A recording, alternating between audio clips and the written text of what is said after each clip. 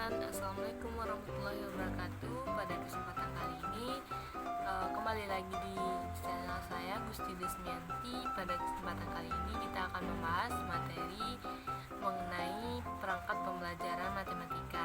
Nah, pada kesempatan kali ini saya membuat video ini untuk memenuhi ujian tengah semester pada mata kuliah perangkat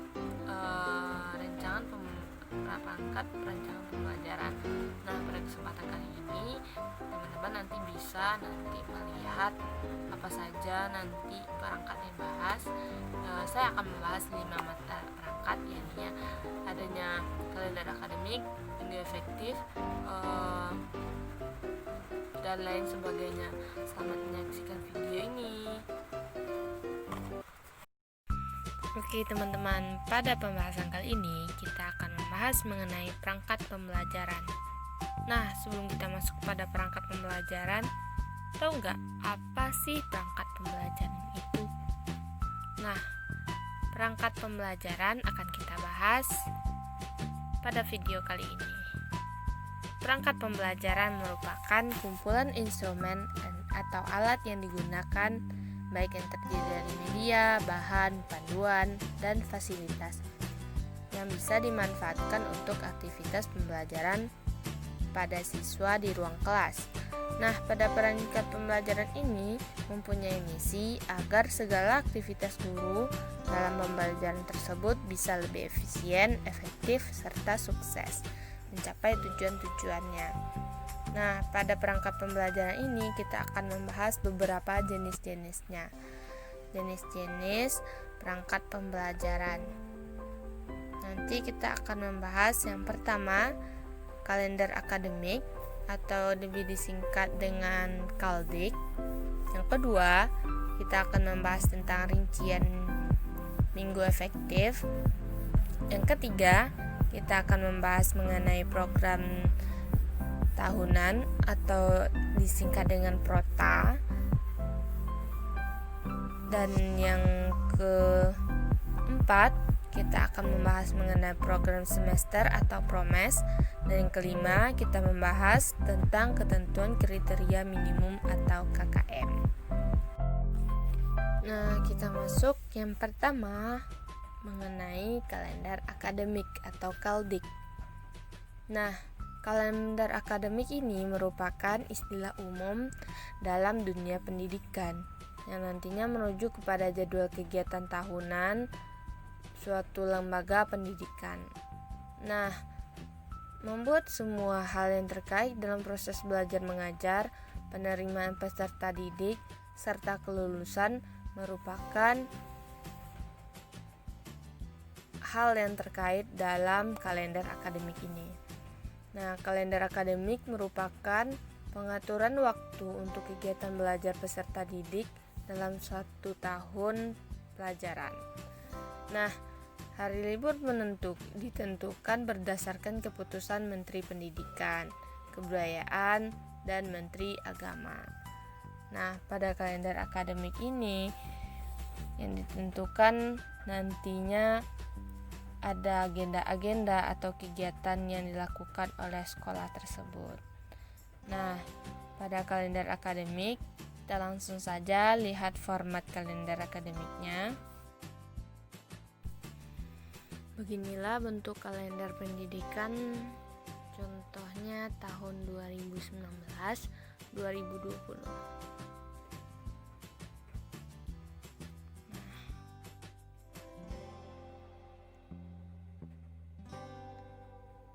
Biasanya kalender akademik ini jika untuk SMA itu sama, biasanya seprovinsi. Sedangkan untuk SMP, tingkat SMP itu sama sekabupaten. Hampir sama dengan kalender biasa, tapi pada kegiatan-kegiatannya sangatlah berbeda, karena pada kalender akademik disesuaikan dengan kegiatan-kegiatan untuk sekolah tersebut. Nih bentuknya, di Zoom. Ini bulan Agustus, bulan Oktober,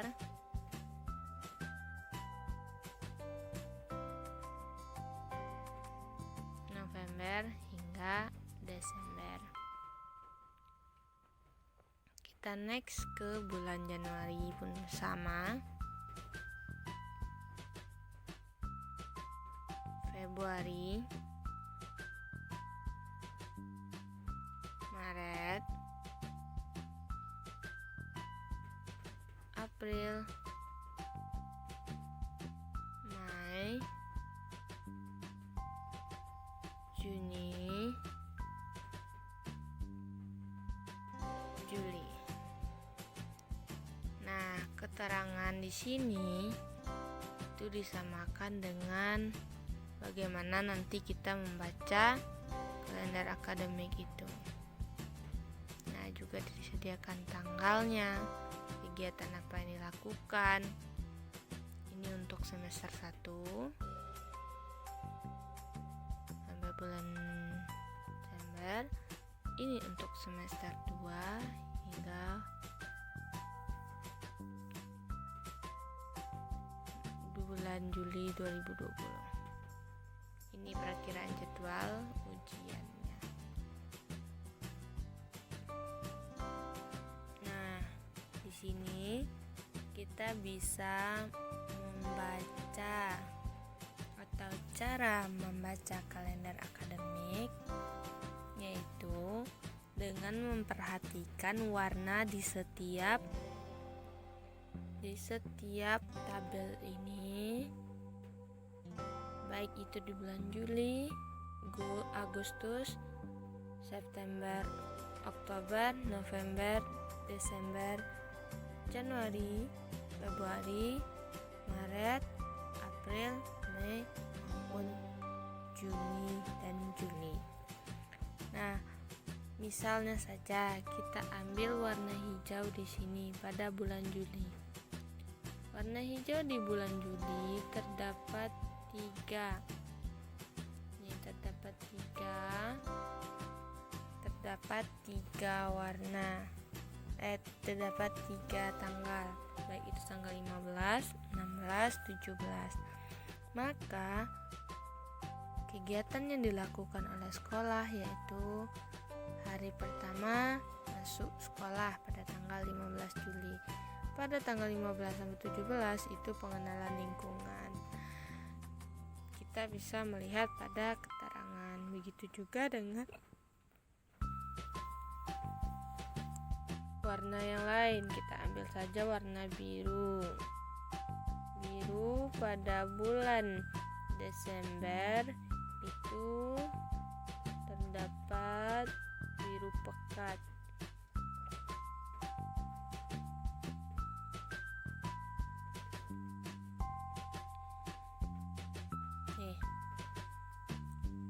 Kita lihat pada bulan Desember masih semester 1. Pada tanggal berapa tadi kan sama warnanya ya. Pada tanggal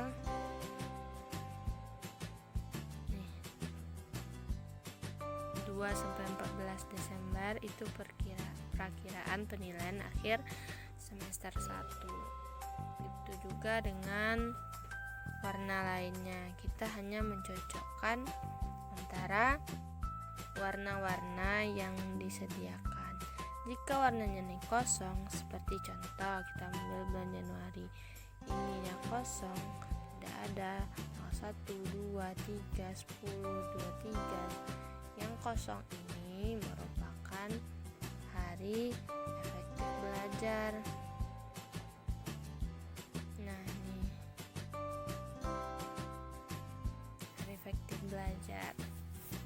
Berbeda dengan warna merah. Warna merah biasanya itu digunakan sebagai hari libur. Contoh saja tanggal 25 Maret. Berarti pada semester 2 yaitu bulan Maret tanggal 25 itu perakiraan hari raya Nyepi. Jadi diperkirakan libur.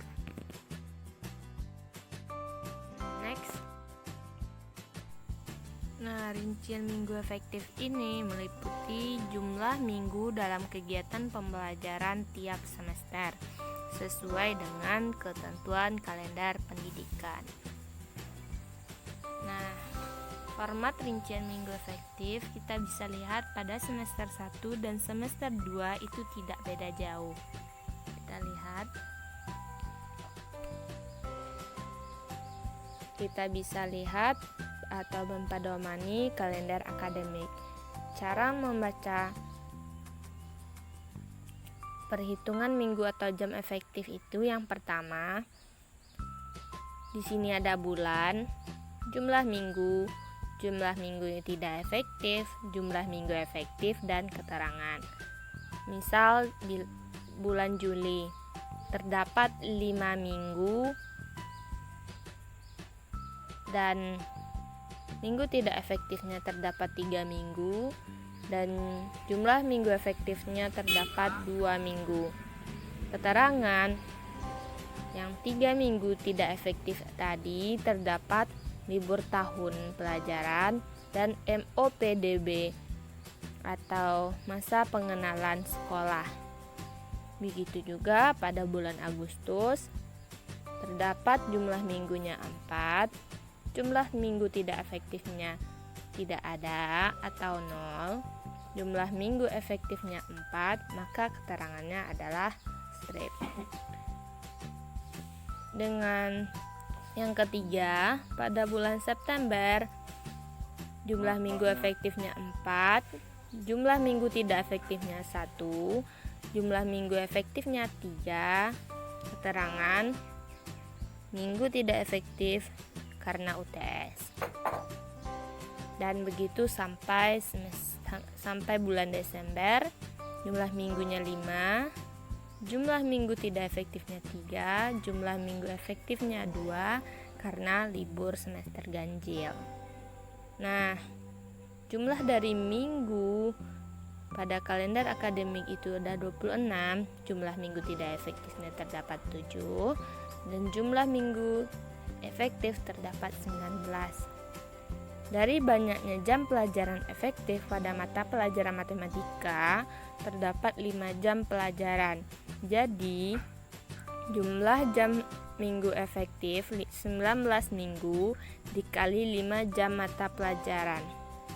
Maka didapatlah 95 jam pelajaran.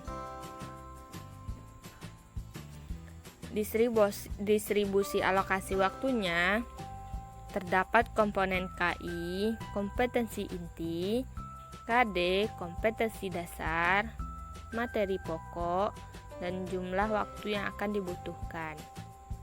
KI cara pembacaannya.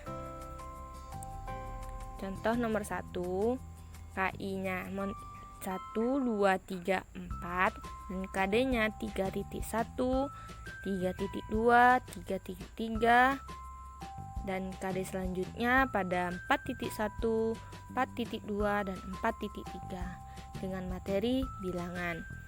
Jumlah waktu yang dibutuhkan adalah 25 jam pelajaran. Begitu juga pada himpunan, membutuhkan 20 jam pelajaran, bentuk aljabar 25 jam pelajaran, materi pokok persamaan dan pertidaksamaan linear satu variabel membutuhkan 20 jam pelajaran. Jadi, total keseluruhan jam yang digunakan atau yang dibutuhkan pada kesempatan dalam satu semester yaitu 90 jam pelajaran. Jadi, bersisalah 5 jadi jam pelajaran. Bagaimana cara mendapatkannya? Yaitu dengan cara banyaknya jam pelajaran efektif yaitu 19 minggu dikali dengan 5 jam pelajaran didapatlah 95 jam pelajaran. Nah, cadangan itu didapat dari 95 jam pelajaran dikurang 90 jam pelajaran, maka didapatlah 5 jam pelajaran sebagai cadangan sesuai dengan KI dan KD pada materi pokok yang telah ditentukan di sini.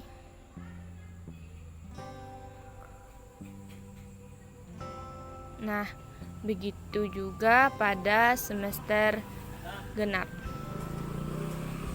Begitu juga pada perhitungan minggu efektif pada semester genap dengan analisis alokasi waktunya. Pelajaran matematika, satuan pelajaran atau satuan pendidikannya SMP, kelas 7 semester genap tahun ajaran 2019-2020. Cara menghitungnya yaitu yang pertama, pada bulan Januari terdapat 5 minggu dengan jumlah minggu tidak efektifnya 0, jumlah minggu efektifnya 5, dan dengan keterangan tidak ada sama sekali. Beda dengan bulan Maret, yang mana pada bulan Maret ini terdapat 4 jumlah minggu, 1 minggu tidak efektif, 3 minggu efektif dikarenakan UTS. Nah, jumlah jam pelajaran efektif dari total keseluruhan yaitu 19. Nah, jadi 19 dikali 5 didapatlah 95 jam pelajaran, karena di sekolah tersebut memberikan 5 jam pelajaran dalam per minggunya. Nah, distribusi alokasi waktunya dibaca dengan pada KI 1, 2, 3, 4, KD 3.73.8 hingga 4.7, 4.8. Materi pokok perbandingan membutuhkan 20 jam pelajaran. Begitu juga aritmatika sosial membutuhkan 5 jam pelajaran, garis sudut 15 jam pelajaran, segi 4 dan segi 3 25 jam pelajaran, sedangkan penyajian data membutuhkan 15 jam pelajaran, cadangan 5 jam pelajaran. Jadi total keseluruhannya adalah 95 jam pelajaran. Bagaimana cara mendapatkannya? Sama dengan hal semester sebelumnya, yaitu banyak jumlah jam pelajaran efektif, yaitu 19 minggu dikali dengan 5 jam pelajaran yang disediakan, didapatlah 95 jam pelajaran yang diterima. Nanti cadangannya didapat dari 95 total tadi dikurang dengan 90 dari jumlah jam pelajaran yang dibutuhkan, baik dari perbandingan, materi pokok perbandingan, aritmatika hingga penyajian data, yaitu 90 jam pelajaran, maka didapatlah 5 jam pelajaran. Nah, ini penampakan dari kalender pendidikan tahun 2019-2020 tadi. Nah, gimana sih caranya kita menghitung jumlah minggu pada rincian minggu efektif? Contoh kan bulan Juli, ada tadi kan terdapat 5 minggu efektif. Kita menghitung mulai dari sini. 1 sampai sini. 2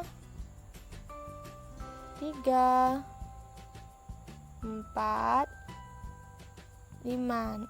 Nah, ini kan ada kosong 3 buah. Kita ambil dari bulan Agustus sampai ini.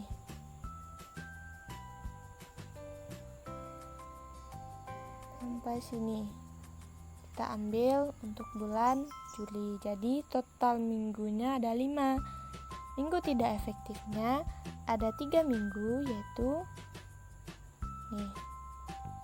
Nah, dia memiliki acara atau agenda kegiatan, baik itu hari pertama masuk sekolah, pengenalan lingkungan, dan orientasi pendidikan kepramukaan. Jadi minggu efektifnya terdapat 2 minggu. Yang 3 kosong ini kita ambil dari kalender bulan Agustus. Sedangkan bulan Agustus, cara penghitungan minggunya kita mulai dari bulan 5.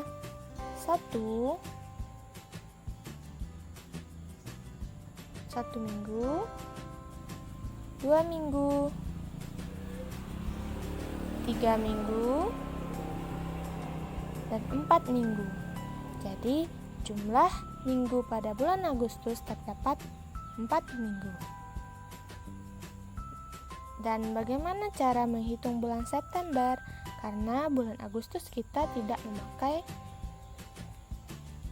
kalender di bulan September. Jadi pada bulan September kita hitung satu minggu, 2 minggu, 3 minggu, dan 4 minggu. Bagaimana dengan angka kalender tanggal 30? Nanti kita pindahkan ke bulan Oktober.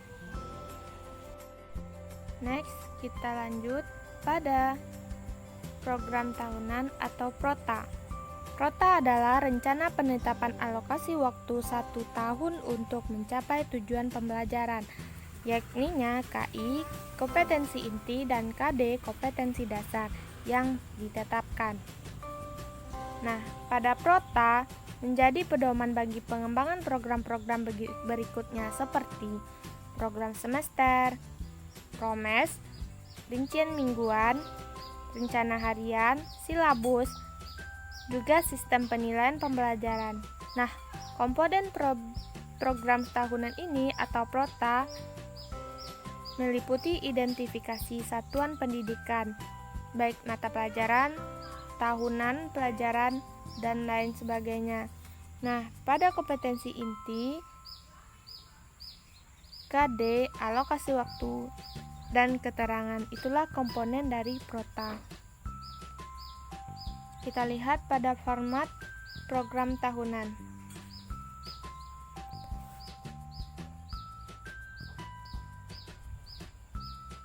Nah, pada program tahunan ini terdapat mata pelajaran matematika, satuan pendidikan SMP kelas 7 semester ganjil, tahun ajaran 2019-2020. Nah, KI-nya yang pertama, menghargai dan menghayati ajaran agama yang dianut. Yang kedua, menghargai dan menghayati perilaku jujur, disiplin, tanggung jawab, peduli, toleransi gotong royong, santun, percaya diri, dalam berinteraksi secara efektif dengan lingkungan sosial dan alam dalam jangkauan pergaulan dan keberadaannya. Yang ketiga, memahami pengetahuan, baik itu faktual, konseptual, prosedural, berdasarkan rasa ingin tahu tentang ilmu pengetahuan, teknologi, seni, budaya yang terkait fenomena, hingga kejadian tampak mata. Nah, KI yang keempat, mencoba mengolah dan menyajikan dalam ranah konkret menggunakan, menguraikan, merangkai, memodifikasi, dan membuat. Dan ranah abstraknya berupa menulis, membaca, menghitung, menggambar, dan mengarang, sesuai dengan yang dipelajari di sekolah dan sumber lain yang sama dalam sudut pandang teori. Nah, di sini didapatkan semester 1 KD-nya dengan materi bilangan, yaitu 3.1 menjelaskan dan menentukan urutan pada bilangan bulat, baik itu positif dan negatif, dan pemecahan, baik itu biasa, campuran, desimal, ataupun persen, dengan alokasi waktunya 25 jam pelajaran, dengan keterangan yang diisi oleh guru tersebut. Begitu juga dengan KD 3.2 menjelaskan dan melakukan operasi hitung bilangan bulat dan pemecahan dengan memanfaatkan berbagai sifat operasi. Begitu juga pada materi himpunan, materi bentuk aljabar dan persamaan dan pertidaksamaan variabel. 1 variabel. Kita masuk kepada PROTA atau program tahunan semester 2.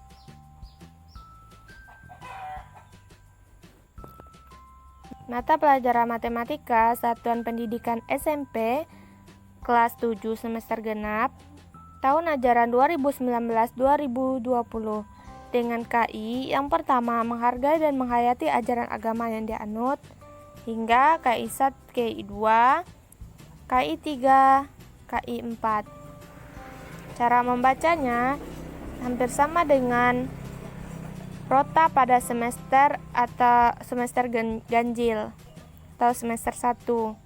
dengan materi perbandingan KD-nya 3.7 menjelaskan rasio dua besaran atau satuan sama dan berbeda.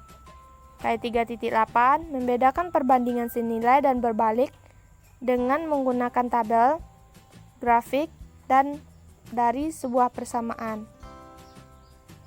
Yang ke-4.7 menyelesaikan masalah yang berkaitan dengan rasio dua besaran satuan yang sama dan berbeda. 4.8 menyelesaikan masalah yang berkaitan dengan perbandingan senilai dan berbalik nilai dengan alokasi waktu yang dibutuhkan 20 jam pelajaran. Nah, sama keterangan nanti diisi di akhir pembelajaran atau pembelajaran berlangsung. Nah, begitu juga pada materi aritmatika sosial, garis dan sudut, segi 4 dan segi 3, penyajian data. Selanjutnya kita masuk kepada program semester. Program semester adalah program pengajaran yang harus dicapai selama 1 semester. 1 periode diharapkan para siswa menguasai pengetahuan, sikap, dan keterampilan sebagai satu kesatuan utuh. Nah, komponen program semester ini meliputi identitas, baik itu satuan pendidikan, mata pelajaran, kelas, dan semester. Selanjutnya, standar kompetensi, kompetensi dasar, materi pokok, kegiatan pembelajaran, indikator penilaian, teknik, bentuk instrumen, contoh instrumen, alokasi waktu, sumber belajar, dan karakter. Kita lihat saja format program semester. Pada format program semester seperti inilah bentuknya. Dari mata pelajaran matematika, alokasi waktunya 5 jam per minggu dengan kelas 7 semester ganjil tahun pelajaran 2019-2020. Dimulai dari bulan Juli, Agustus, September, Oktober, November, Desember dengan keterangan. Nah, di sini terdapat KI-nya baik 1, 2, 3, 4, nomor KD-nya, penilaian hariannya, nama materi,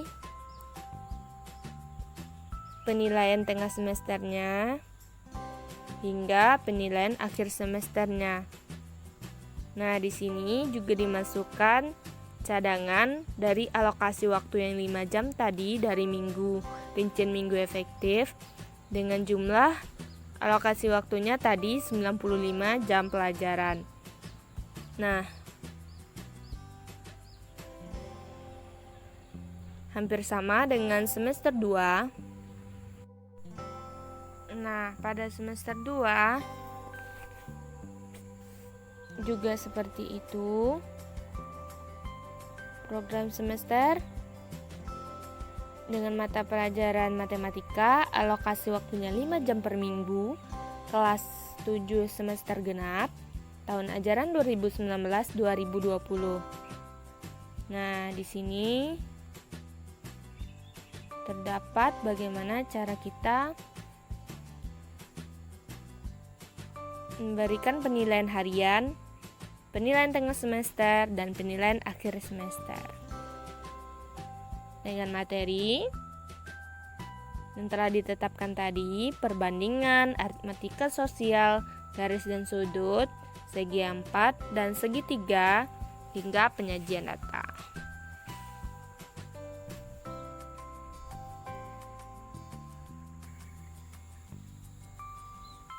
Nah, selanjutnya kita masuk kepada ketentuan kriteria minimum.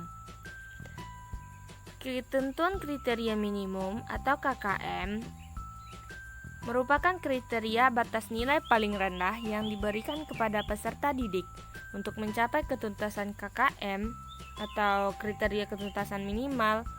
Biasanya sudah ditetapkan pada awal tahun ajaran baru, dan biasanya beberapa satuan pendidikan memiliki karakter yang sama.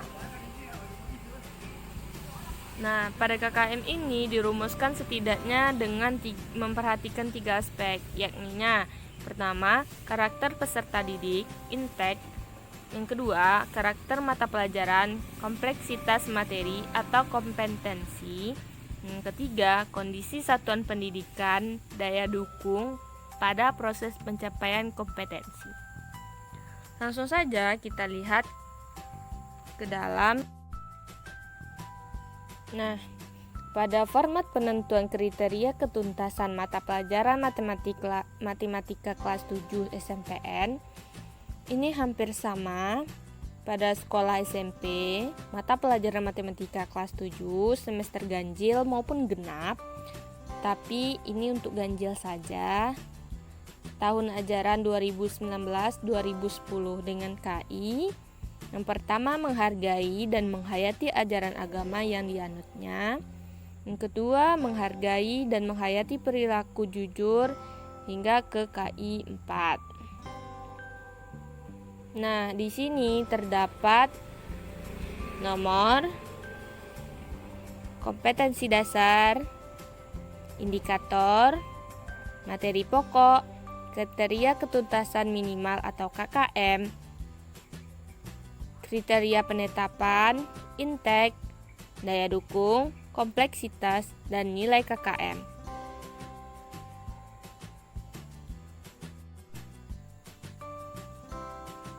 Nah, pada KKM ini bertujuan sebagai acuan bagi peserta didik dalam menilai mata pelajaran, yakni mata pelajaran matematika dalam mengikuti pembelajaran.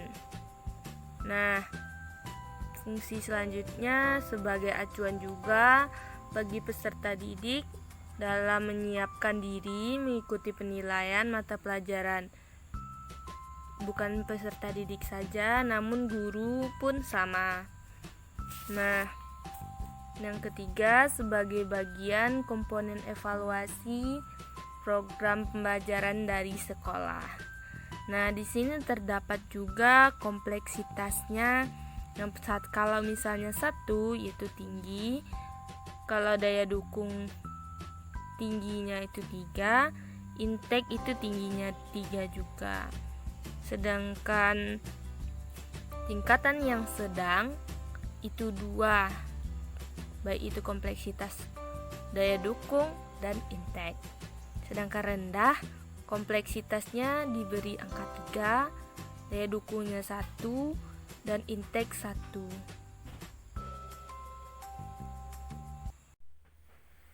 Mungkin itu pemaparan dari saya mengenai jenis-jenis perangkat pembelajaran pada video kali ini. Terima kasih.